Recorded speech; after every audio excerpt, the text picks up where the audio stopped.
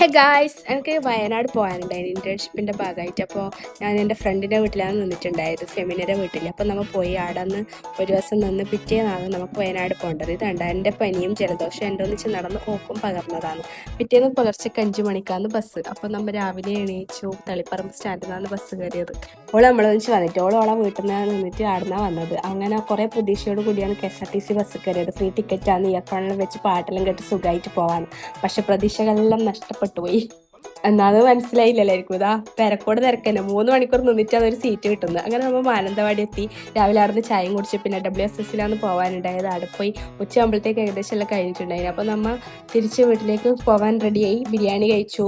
അങ്ങനെ ഓട്ടോ ആക്കി അടുത്ത സ്റ്റാൻഡിലേക്ക് പോയി. അവിടുന്ന് എൻ്റെ ഫ്രണ്ട് ലോട്ടറി എടുത്തിട്ടുണ്ടായിരുന്നു. അടിക്കുമെന്ന് നമുക്ക് നോക്കാം. അങ്ങനെ പോകുമ്പോൾ പിന്നെ സീറ്റ് കിട്ടിയോണ്ട് കാഴ്ചകളെല്ലാം കണ്ടുകൊണ്ട് നല്ല സുഖമായിട്ടാണ് പോയിന്. അപ്പോൾ കണ്ണൂർ എത്തുമ്പോൾ ഒരു 3 മണിക്കൂർ എടുത്തോളം ബ്ലോക്ക്. അങ്ങനെ ഒടുവിൽ നമ്മൾ ഫെമിനയുടെ വീട്ടിലെത്തി ഗൈസ്.